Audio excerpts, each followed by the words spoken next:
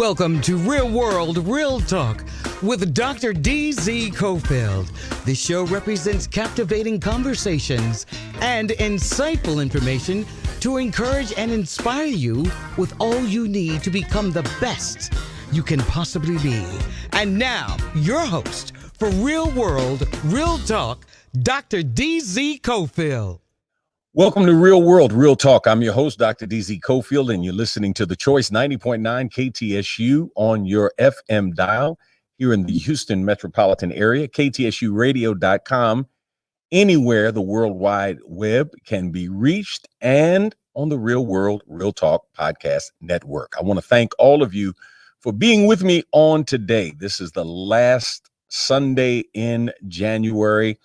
And to say this month has been an eventful month would be an understatement.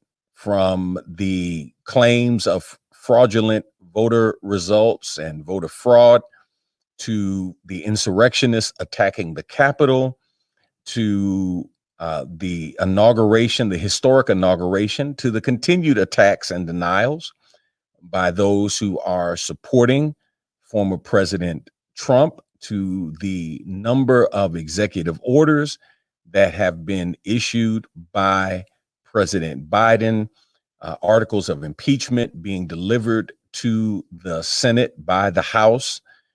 It's just, man, one thing after another, not to mention topping over 400,000 deaths related to COVID-19, not counting those who are still suffering from the ill effects of COVID-19, even though they have survived and did not die, but those who are literally being forced to learn how to live again. I've heard stories of people who are learning how to walk again as a result of COVID-19. They have to learn how to speak again as a result of COVID-19.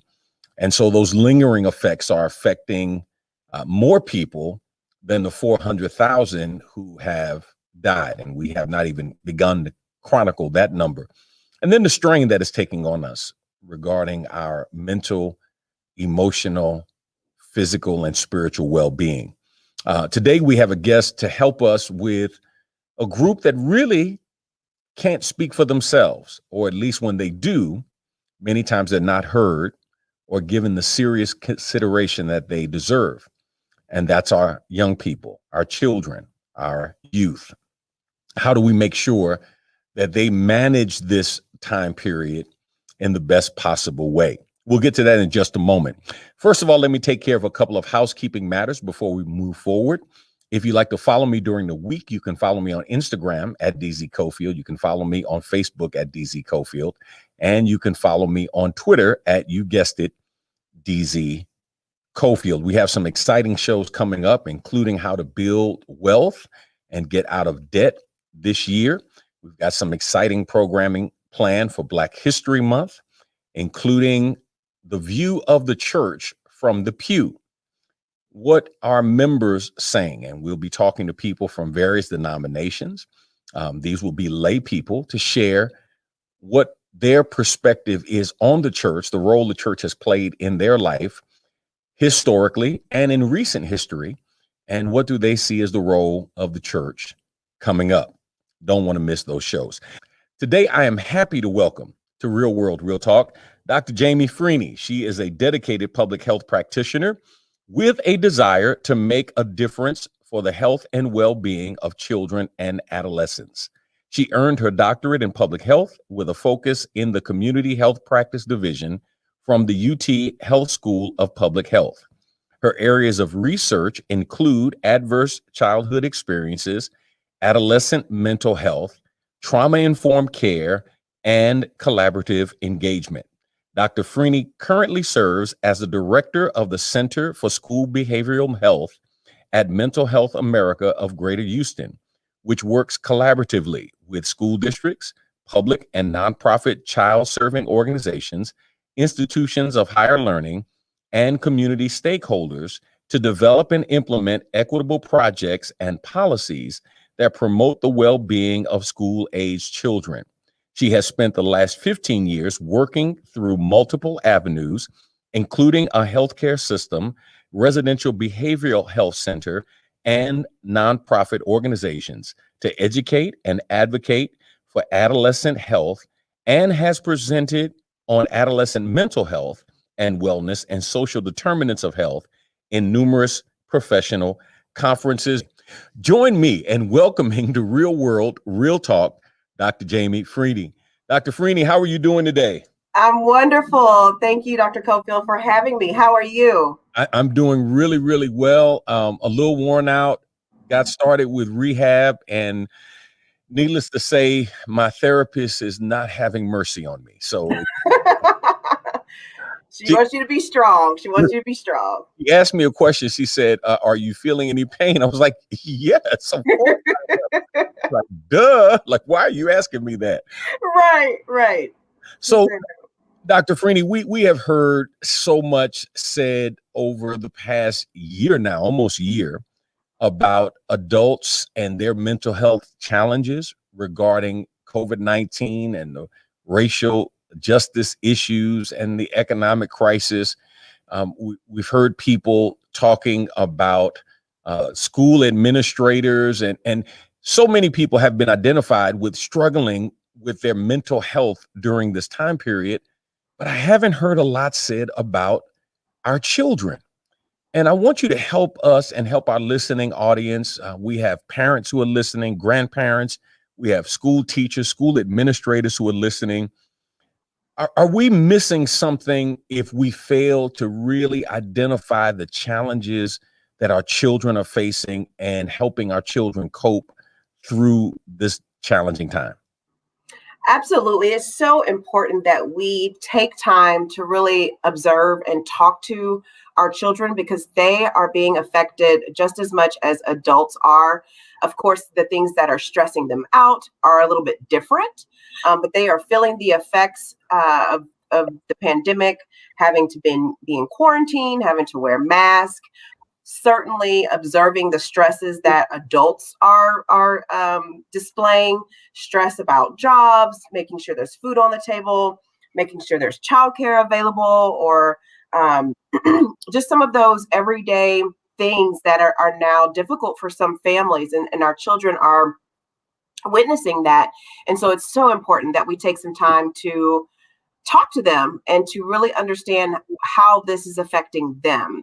It's very easy to say that children are resilient because they certainly are, but it's also necessary for us to take time to check in with them just to see, really how they're doing, and also think about those changes that we've been seeing. And it may be changes in their what they're playing with. It could be changes in their appetite, in their sleeping habits. Could be changes in relationships with friends and with family members, but really observing those and then taking a moment to ask the question, okay, is this something that is concerning? Is this something that is this a red flag? Is this something that we need to address in a more intentional way? How do we identify the differences, or really, is it even worth trying to identify the difference? Because there are so many people that I know as adults who have been adversely affected who did not see initially the direct cause and effect with COVID and what they were going through. They were just thinking, man, I'm depressed, I'm down, I'm feeling bad, not understanding that this is directly tied to everything that's going on in our society. And as you said, I think many people believe not only our children are resilient, but many of them think because they're children, they're immune to this, that somehow they're protected, that they don't have, quote unquote, the worries about bills or financial stress or food insecurity. And I want you to talk just for a little bit about how our children can pick that kind of stuff up from the parents and the adults in their life. Because I know some parents would say, well, I don't talk to my children about that. Or, if we have that conversation, it's my spouse and I having that conversation privately. We don't allow our children in the room. And it's almost like parents saying, well, we don't fight in front of the children, like fighting in the house is not heard. Right. Right. So absolutely help learn that. Yeah. So you made some very great points. One is people aren't making the connection. They're not making the connection that how I'm feeling now is due to the social unrest or the political playground right now or the pandemic. So it's very difficult if we can't make that connection ourselves to really look for and make those connections in children. But our children are certainly not immune. They see and feel and hear everything that's going on. They're very observant.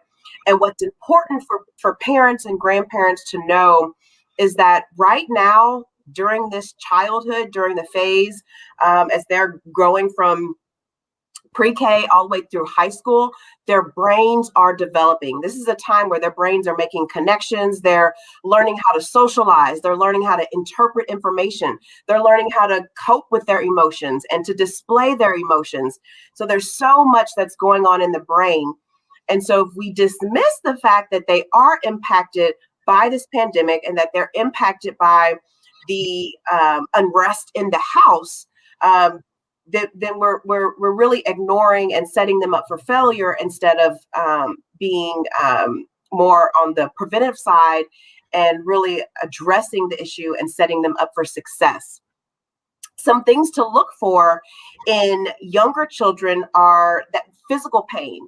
So your toddler or your young child may be complaining of more headaches or more stomach aches, or they're not feeling good.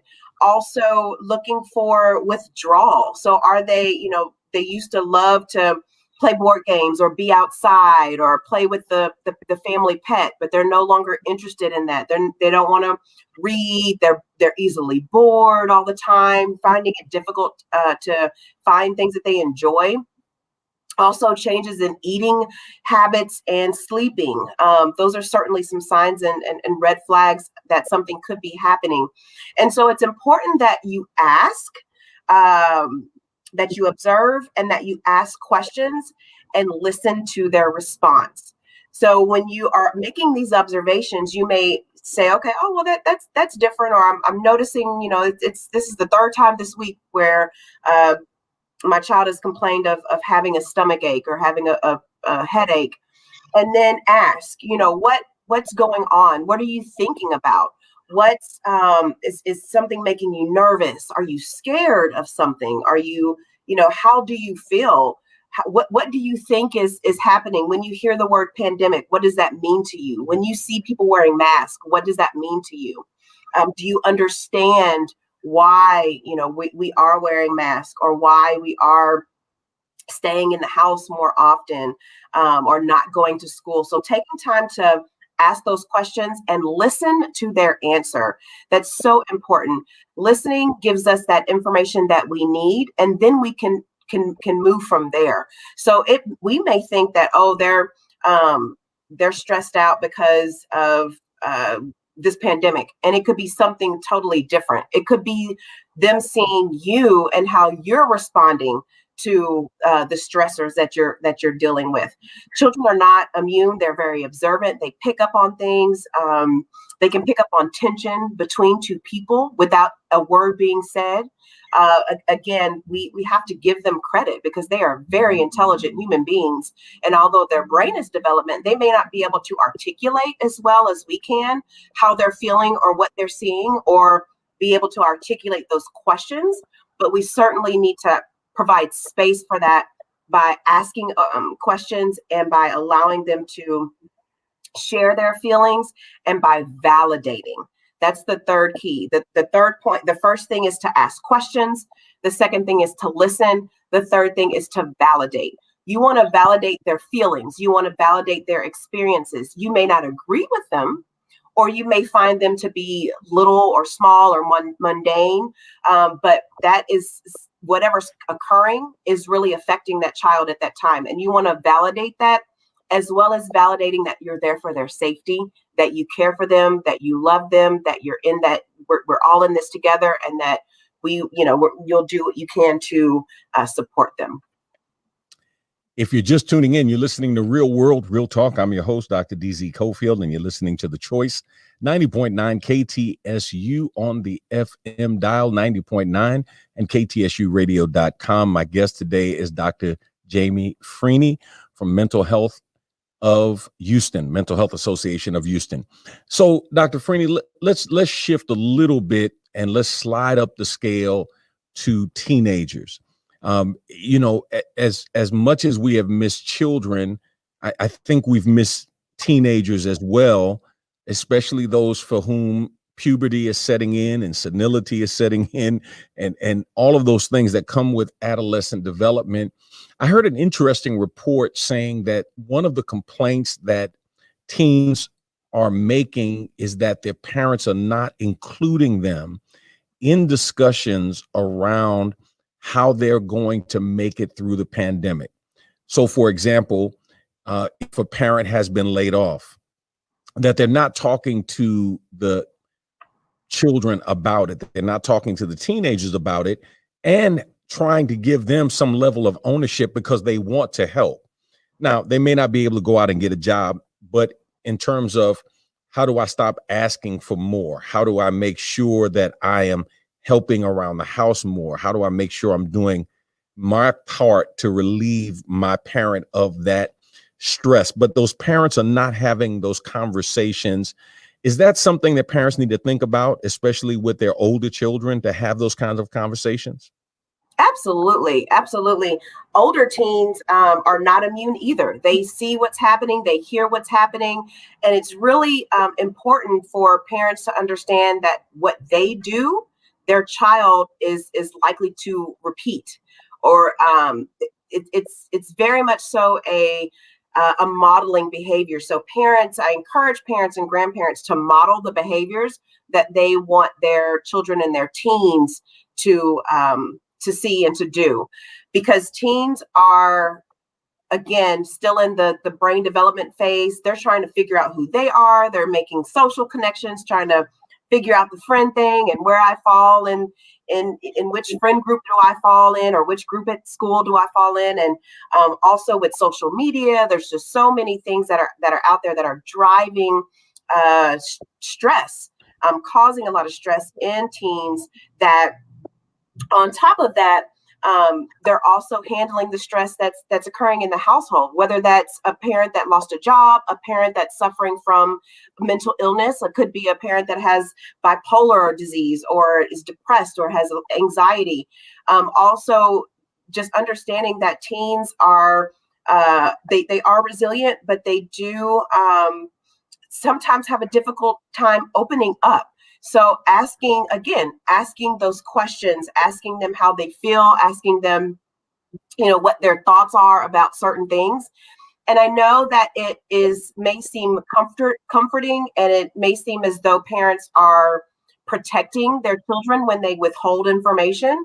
But again, children are very intelligent people. If you're withholding information and they want to know something, they're going to find out. It may not be in the most favorable way that they find that information, but they're going to either look on social media, they're going to ask around, they may, talk to their other siblings or their friends. They may start to eavesdrop. So you may think that you're engaging in a private conversation, but they're listening in because they are concerned. They are concerned about the health and wellness of their parents. And when they see that something is a little bit off, if they see that a parent is stressed, or that they're easily agitated, then they may become withdrawal and start to isolate themselves and start to blame themselves for the disruption in the household. So it's really important that parents are transparent as possible, using words that are on the level of your child, but being real, explaining to your teenager, this is what's happening. This is what we're trying to do about it. And these are ways that you can help. And then ask them, how do you feel? How does this make you feel that I'm unemployed? How does it make you feel that we have to go, that we get food from the Houston Food Bank for right now? Or how does it make you feel that you have to, watch your siblings while I'm working 2 jobs? Talk to them, ask them, what is it? What do you think that you could do to help? What is something that you can do to give back to the household? And like you mentioned earlier, it could be in the form of doing chores or not asking for certain things, or just being cognizant of how much they're spending, or whatever it may be. But again, giving them the opportunity and some autonomy in their own decision making and their own behaviors, that will improve vastly the relationship that you have with your children, as well as increase their resilience and their ability to handle conflict in the future. So I'm sure you've thought through this, and I think there are parents who are listening right now who are like, okay, so what can I do to make this situation as stress-free as possible? We went through last year and we thought it was going to be 2 weeks, and then we thought it was going to be a month, and then, no more than 3 months. And we knew by Labor Day we were going to be in the clear.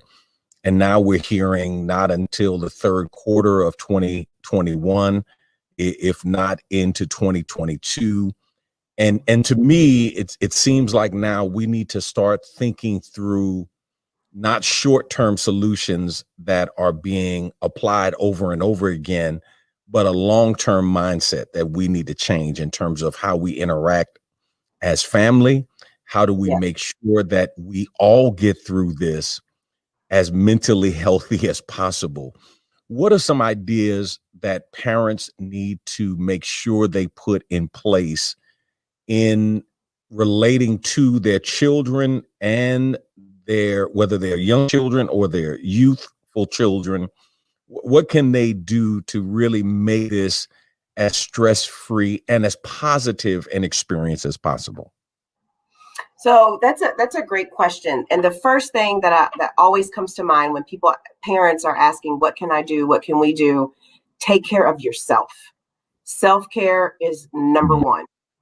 Your stress level and your mental wellness certainly has an effect on everyone else in the household. So first things first, take care of yourself. If that is taking a 15-minute walk 3 times a day, going to the car to listen to music just to get away from the noise and the distraction, closing yourself up in your room, taking a bath, playing with the pet, whatever it is that you need to do to take care of yourself, do that. It could be getting up in the morning and journaling or meditating or having prayer time with the family.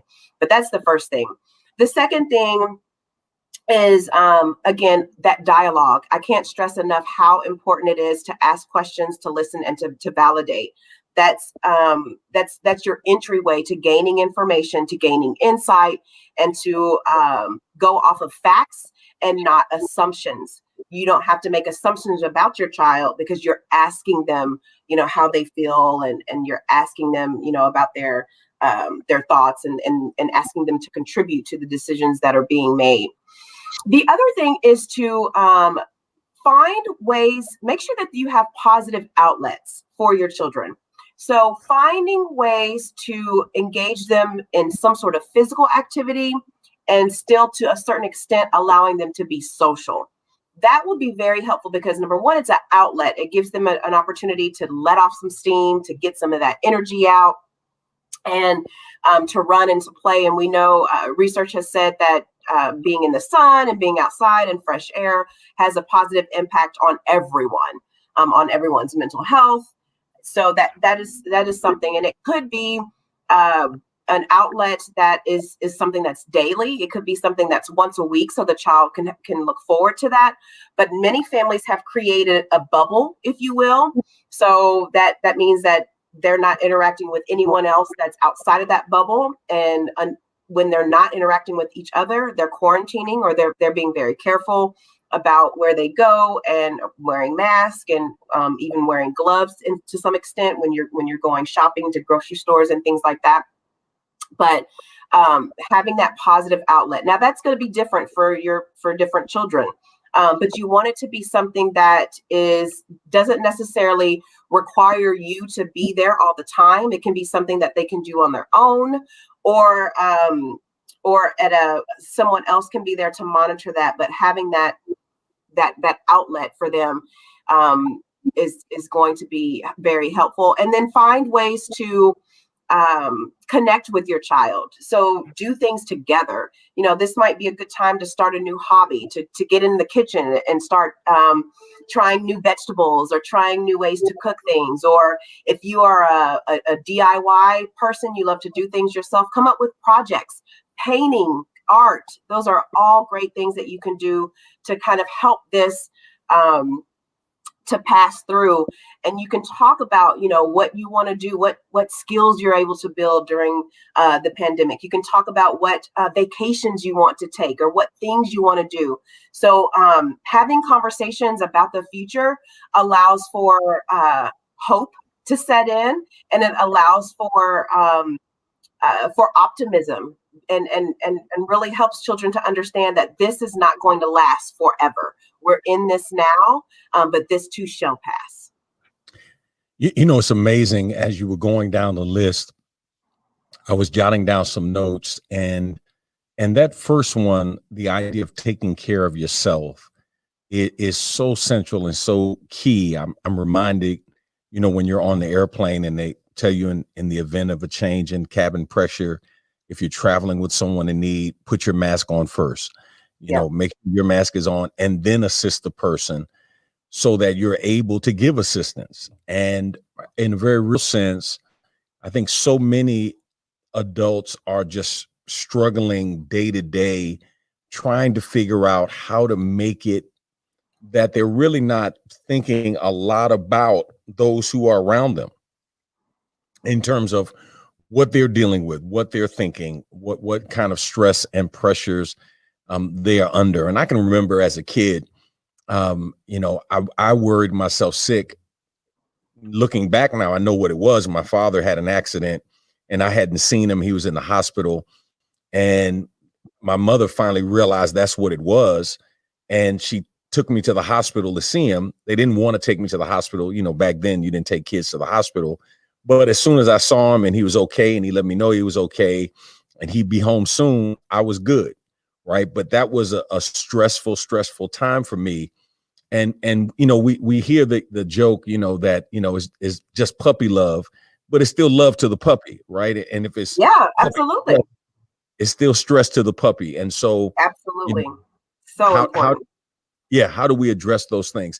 I love the idea of creating those opportunities and those times for our families to express themselves, positive outlets, just going outside. For me, I would jokingly tell my wife, one of the treatments for COVID has been, high doses of vitamins, vitamin C, vitamin D. And I would tell my wife, hey, I need to go outside and get my COVID treatment, and she would say, where are you going? I'm like, I'm just going to sit in the sun, just get some sunshine, because, I know for me, I feel better. I know myself well enough to know when I start feeling a certain way. I used to be able to satisfy that by traveling, and, so I'm going to go somewhere warm and, or I'm gonna get on a little cruise. It may just be a 3-day cruise, but I'm gonna sit out on the sun, right, and I'm gonna be some sun and relax. Absolutely. And so I've had to make a shift and sit in my backyard and get some sun, but the sun is still there. And so I think that is tremendously helpful if parents begin to put those things into practice, grandparents put those things into practice, both for their own self-care as well as for their children. Yes. And I want to say, too, that self-care is not selfish. It's not selfish that you take time to go outside and sit in the sun. It's not selfish that you take time to journal, or that you take time to read, or that you take time. It's not selfish. And it's really important that parents feel that to take off whatever perfect parenting framework that they have, or whatever idea of the perfect parent, dismiss that, let go of that. Look at yourself in the mirror and tell yourself you're doing the best you can and you're doing enough. Just having that and having that release will be helpful, because then when you do interact with your children, you'll be a lot nicer. You'll be a lot calmer. You'll actually enjoy the time that you have with them, instead of it being a task or something that you have to do or an obligation. So that's why self-care is so important. It gives you that time to just be present, be in the moment, and to kind of feed yourself, fill yourself. We're always giving. Parents are always giving. You're always concerned about, XYZ or this person or that person. It's really important that you take time to be concerned about yourself, especially during this COVID-19, this pandemic, with all of the uncertainty and the unknowns. And now we have the vaccine, and but there's still variances in schools, whether people are going to be in person or doing the virtual learning. There's so much going on, but it's really important that we take time to shut off the noise and just be present, even if it's for 5, 10, 15 minutes, so that when you do go back and you do interact with your children are picking up on the calmness, your sense of confidence, your sense of peace. That's what you want to portray, or that's what you want to share. But that it starts with you. It starts with you. And so you can't think that you're selfish for doing it. You can't think that you're a bad person because you're like, you know what? I'm going to take this whole day and go do whatever. I might go to the park. I might go walk around Target. I don't know, whatever it is. You have to do that for yourself. Don't judge yourself for whatever activity it is. If laying in your bed all day, binge watching a show is something that you need to rejuvenate, then you need to do that, because in the long run, it's going to be helpful. And Dr. Cofield, you talked a couple times about the long-term effects of this pandemic. Yes, we're still in the midst of this. We're trying to figure it out. We're surviving. We're trying to figure out, okay, how are we going to get to the point of thriving? And we will eventually get there. But this will certainly have some long-term impacts. It's going to have long-term impacts on people's mental health. It's going to have long-term impacts on the economy and on education. We're already looking at students who are behind and because of either the digital divide, they weren't able to attend virtually, or just because of the learning loss with the summertime, with school being out. So we are going to be addressing some of these issues for quite some time. And so it's really good that you're having this conversation now, so that we can start today understanding that I have to take care of myself, and I need to give myself credit for what I have done, regardless if I lost my employment. Let all of that go for a second and just be present and be thankful for your health, and that you're in your right mind. Find those points of gratitude and share that with your family, share that with your children. Help your children to start to stop and just take stock of, what can I be grateful for in this moment? It's unbelievable what it does for your mental health, for your body, the oxygen flow throughout your body, the stress, all of that. You said something that I want to follow up on. You said it's important for you to be able to look at yourself and say, I'm doing the best I can, right? That whatever stress, whatever anxiety I'm feeling, that's a norm, that everybody's feeling that. Yes. And I'm doing the best that I can to manage it. I want you to take a moment to talk about how important it is to project that upon others as well. To not only think that you're doing the best you can, but give other people the benefit of the doubt that they're doing the best as well. Because I've seen in the workplace, I've seen in families, people take somebody else's actions as like a personal attack. And I've had to remind some people, hey, you're going through a whole lot, right? Well, guess what? They're going through a whole lot too. So you want a benefit of the doubt, man, you got to start giving the benefit of the doubt as well. Can you speak to that, please? Absolutely. Empathy and kindness. Those are the two words that I think we should, if nothing else, that we should have learned during this pandemic, is being kind to one another and showing empathy for one another. I know, in conversations with other people, with adults, with children, you may hear people say, I don't need validation, or I don't need anybody to tell me that I'm doing a good job. And that's true for many people. However, there are many others, and even those individuals that have said that they don't need that. Everyone can benefit from a kind word, a kind gesture, an affirmation from somebody, especially those that are closest to us. We tend to take advantage of or make assumptions or not necessarily ignore, but we tend not to compliment those around us, those that are closest to us, our partners, our children, our parents, grandparents, neighbors, those that we work with. But now is a good time to spread some joy, spread some kindness, make it a point to compliment somebody on a job well done or something that they're doing, even if it's your children. You really made my day today when you walked in the room. Or, you know what, you did a really great job cleaning up the bathroom or sweeping the floor today. Or complimenting your partner. This has been really difficult, but saying something kind, saying something reaffirming, not only does that help them, but it helps you too, because now you're taking your mind off of you and you're focusing on something good, something someone else has done. And so with kindness and empathy, and even with laughter, those are all things that can increase serotonin levels to help us feel better.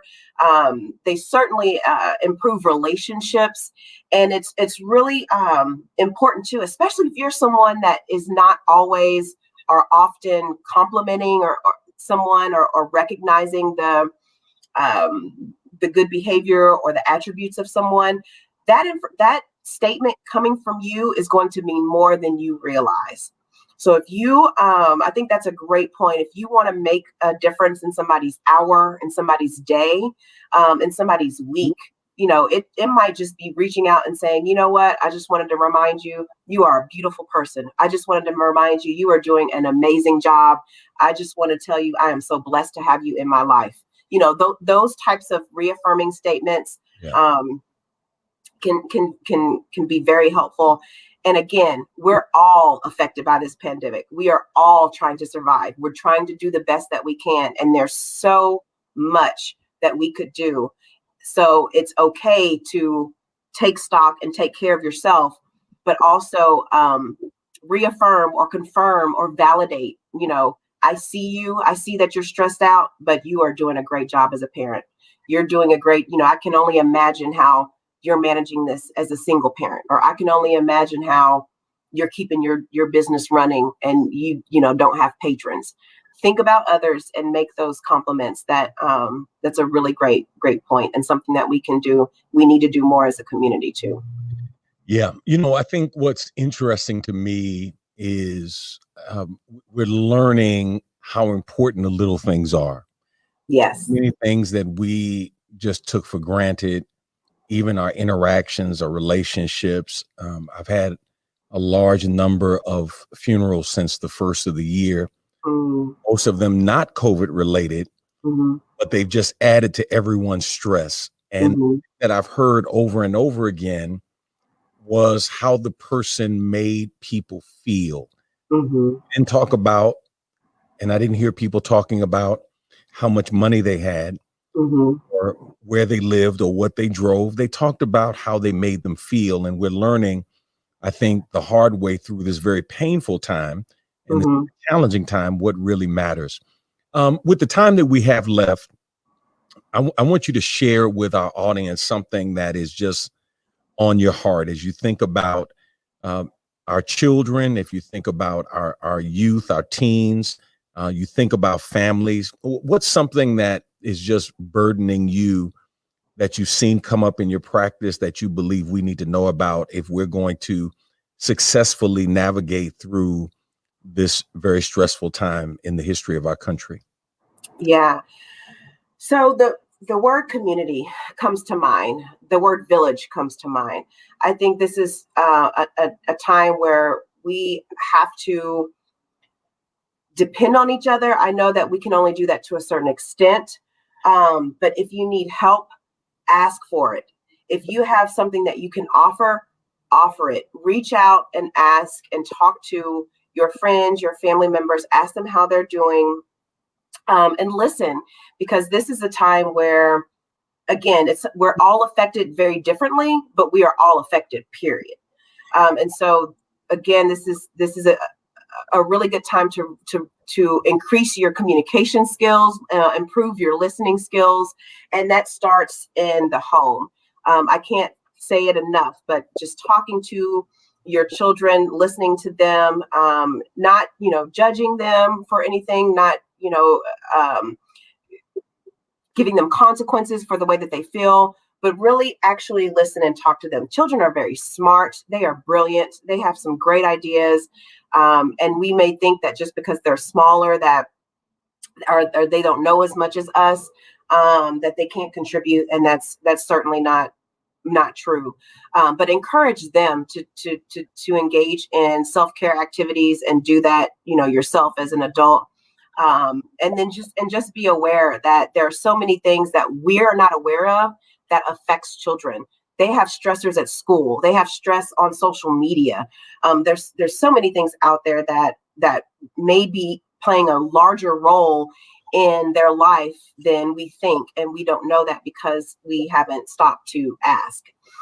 The other thing is that grief is something that doesn't only happen when somebody loses a loved one to death, but you can experience grief when you are, having to be separated from a loved one, or when your loved one is an essential worker and they're having to quarantine from you.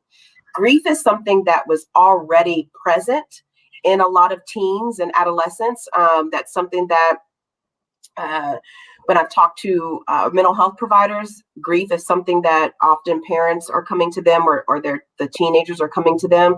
And now we can see that that's increased with over 400,000 deaths.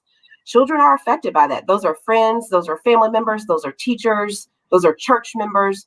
And so it's important to understand that grief works in very different ways, and that people will grieve in very different ways on their own timeline. But it's important for us to have some compassion and some empathy, and again, and just be kind to those who are going through or experiencing grief. Grief is something that's new for children. As an adult, you lose loved ones and you kind of learn how to deal. But grief is something that children, may have questions about. They may not understand why they're feeling a certain way. But it's really important that we recognize that grief is a problem or an issue that exists within young populations. My research study showed that grief was the number one trauma that affected many of the Black middle school and high school students. And that was in 2017. I can only imagine what that would look like now, given that they've been separated from loved ones, separated from friends, from teachers. Yeah. So I would say grief is something to look into, and to, if you're church, or if you are, part of a community group, and where you can just have an open dialogue about grief, or you can talk about loved ones or loss or what you're doing to cope. I think that would be very helpful during this time. Yeah, it's amazing you say that. I like to use the definition of grief as simply the loss of normalcy, the loss of routine, yeah, and how we respond to that. And I think what's interesting to me that I'd like for you to talk a little bit more about is the fact that we don't all grieve the same way. I just had a 41-year-old pass away, non-COVID related. And, the family members were at each other's throats. And much of that was because people weren't grieving in the same way. And you had some who were, weeping incessantly. They were just crying and crying. And then there were others who seemed to be taking the death of that family member very lighthearted, but they were still grieving. And one of the things I had to do with the family was to assure them that everybody's grieving. But to your point, people grieve differently. People grieve on their own timeline. Some may not feel the tears explode for a month, some maybe a year. I mean, all do it differently. And I want you to talk a little bit about why that's important for us to realize, especially during this time when we have experienced and are experiencing a type of global grief all over the world. Yes, that's such a huge question, Dr. Cofield. I'll start off by saying that grief is something that everyone experiences, but our experience and our response to it is as different as we are from each other. People handle different things or handle things differently. How you were raised, what your childhood experiences were, what your adult experiences were, all of that plays a role in how you as an individual grieve. And so it's really important that we understand that for a couple of reasons. One, so that we're not making judgments of each other. We're not judging someone else because they're not falling out crying, or we're not judging someone else because they can't stop crying. Two is that we're not making assumptions as to how people are seeing us. So that's also a concern is, oh, well, I'm not crying, they're going to think that I don't care, or I'm crying too much, they're going to think that I'm weak or that I can't control myself. And that's, making sure that we are acknowledging the differences in people and that all of that is okay, and that tears do not equal weakness. Crying does not equal weakness, and not crying does not equal strength. That those are things that we want to keep in mind. But certainly as people are losing loved ones, there's a cycle of grief that has 5 different stages. One is denial, so avoiding or being in shock. Another is anger, so feeling frustrated, not understanding, having some anxiety, feeling irritated. There's bargaining, so feeling overwhelmed and just helpless, like really like how am I supposed to move on, or what can I do? Some people will isolate, and some people will just jump into social scenes, whatever makes them feel better.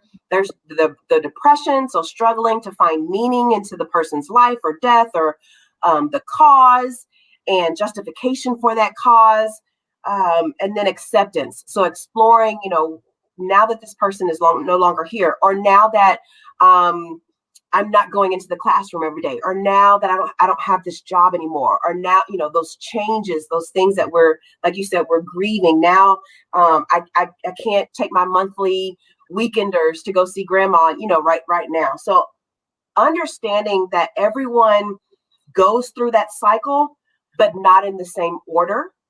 And it's okay. It's normal. Some people may skip a stage. Some people may stay in a stage for 6 months. But how we respond to something is very personal. And so what I would suggest is identifying what is best for you. What are ways to help you cope? So identifying those and being okay with that. And then identifying the needs of others around you that you love. What are some things that you can do to help your partner cope? What are some things that you can do to help your children cope? Children may not even be able to say, oh, I'm grieving. And this is why I'm so angry all the time, or I don't want to go to school anymore, or, I don't want to, do this particular, I don't want to go bike riding anymore. And it may be because that's something that they used to do with their loved one. So again, asking the question, what's really going on? What's wrong?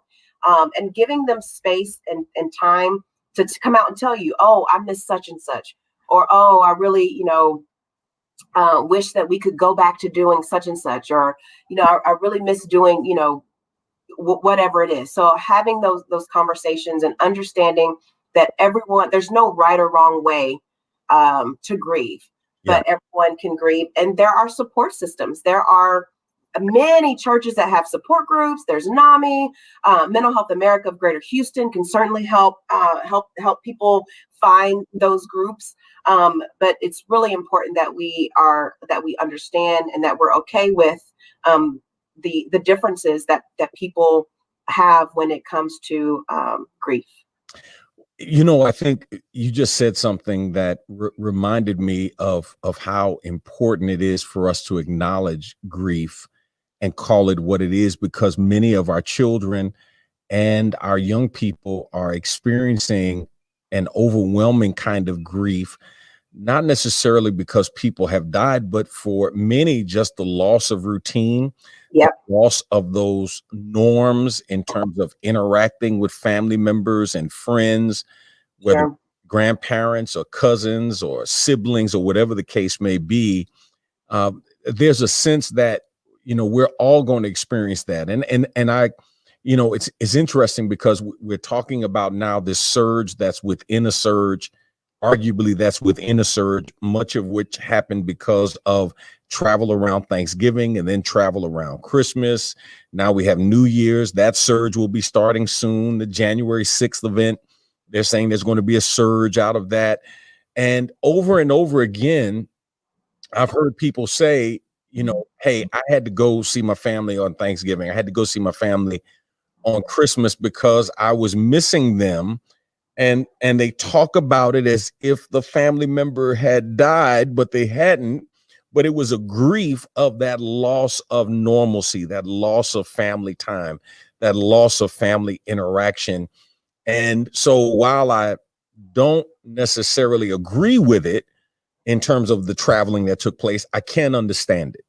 And I think it's important for all of us to really recognize our battle with grief personally. I think I'm glad that you said that, because with the media and with this kind of global grief, it seems as though people just move on.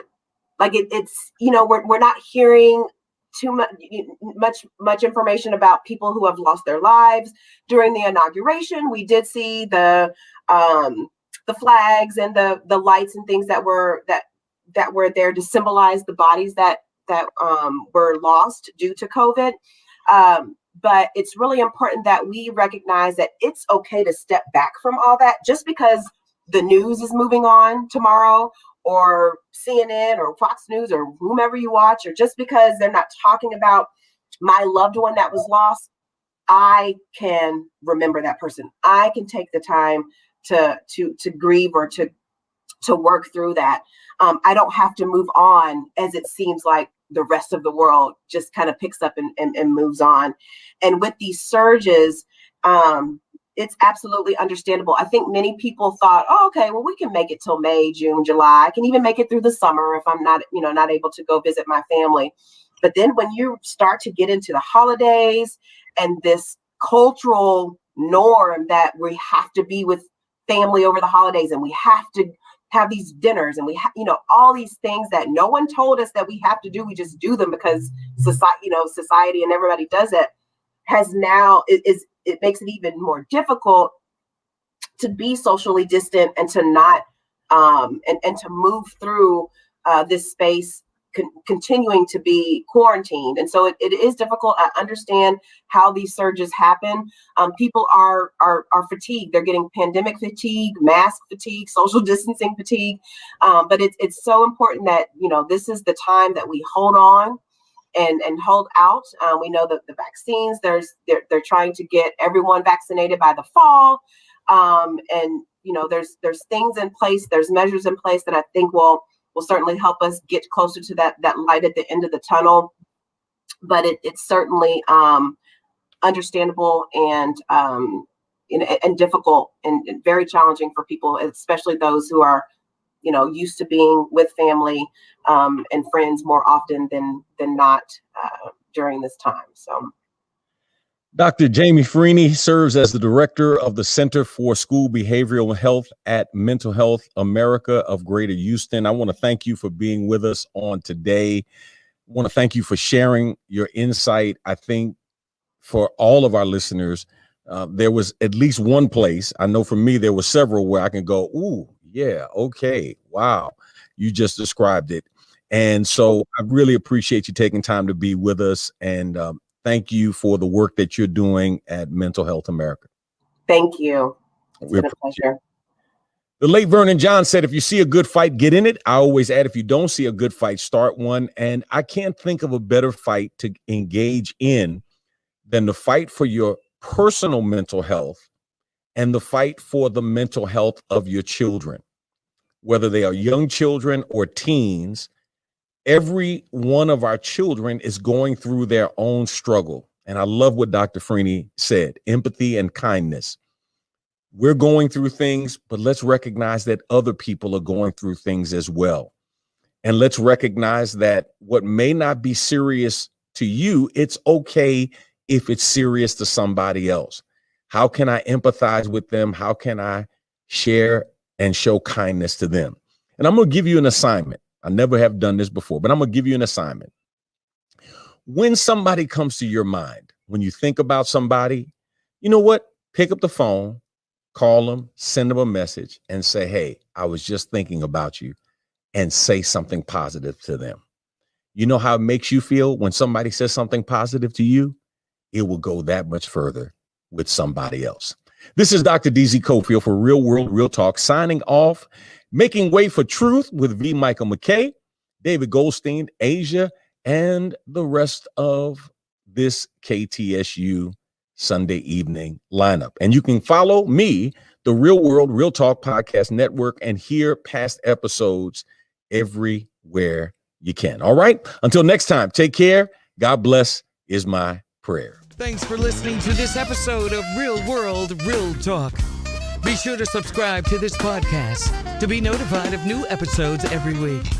Follow us via social media using the @RWRTDZ username on all platforms: YouTube, Facebook, Instagram, and Twitter.